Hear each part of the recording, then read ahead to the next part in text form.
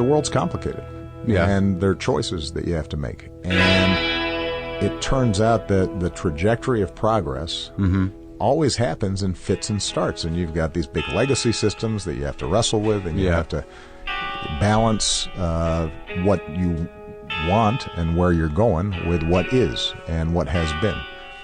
And one of the interesting things is the conversations I have with supporters who will say to me, we think you're a great guy, you've done some good things, but I'm so disappointed with X because X didn't happen exactly the way I wanted it. And what I have to explain to them is that progress in a democracy is never instantaneous, and it's always partial, and you can't get cynical or frustrated because you didn't get all the way there immediately. So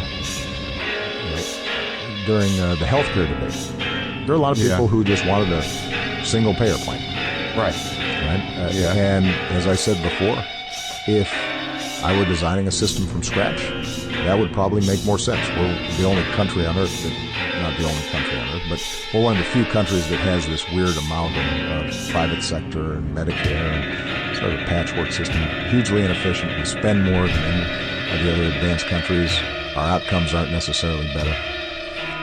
But the notion that we were just going to scrap the existing healthcare system, which is a sixth of our economy and employs millions of people, and that wasn't going to happen. Right. So the question is, all right, given where we're starting now, how do we move as best we can in the right direction?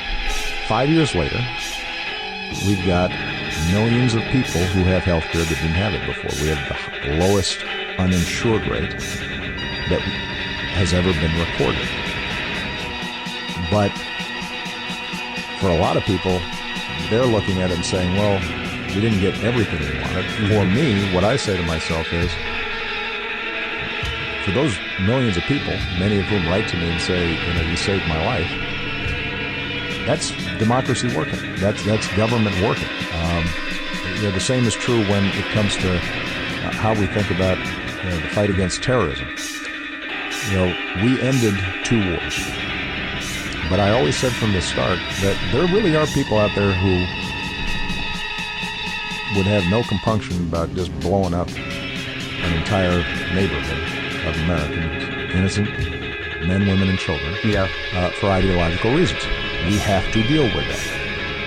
And that then means that we do have to be able to identify those networks. We do have to, when we can find those folks, try to prevent them from doing what they're doing.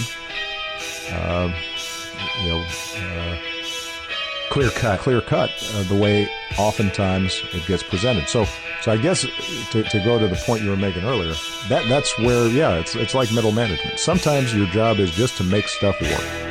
Sometimes the task of government is to make incremental improvements or try to steer the ocean liner 2 degrees north or south so that 10 years from now, suddenly we're in a very different place than we were, but at the time, that may not, but at the moment, people may feel like we need a 50-degree turn. We don't need a 2-degree turn. Mm-hmm. And you say, well, if I turn 50 degrees, the whole ship turned. They weren't going to let you turn 50 degrees. And you can't turn 50 degrees. Shock to the system. And it's not just because of corporate lobbyists. It's not just because of big money. It's because societies don't turn 50 degrees. Democracies certainly don't turn 50 degrees. And that's been true on issues of race. That's been true on issues of the environment. That's true on issues of discrimination. Mm-hmm. As long as they're turning in the right direction and we're making progress, then government is working sort of the way it's supposed to. But it's very optimistic of you. And I'm an optimistic guy.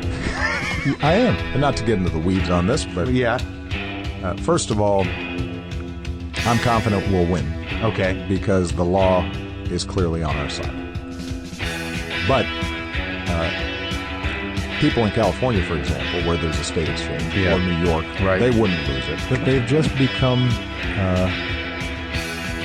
they're kind, they're thoughtful, they treat everybody with respect, they don't have any kind of airs. They're confident, but without being cocky.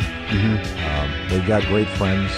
They've been able to, they're not stuck in the bubble the same way I am. They still love me, but they think I'm completely boring. Yeah. And so they'll come in, pat me on the head, talk to me for 10 minutes, and then they're gone all weekend, right? And they break my heart. And so now I've got to start thinking, well, what's going to replace that fun? So there's a balance of that stuff. I've been trying to work out pretty hard just to stay in shape. That's useful, but it's not. I used to play basketball more, but these days I've gotten to the point where it's not as much fun because I'm not as good as I used to be. I'm more frustrated. Yeah, I used to be. I was never great, but I was a good player and I could play seriously. And now I'm like one of these old guys who's running around. The guys I play with who are all a lot younger, they sort of pity me, sympathize with me. They tolerate me, but they know. We all know that I'm the weak link on the court, and I don't like being the weak link. Right.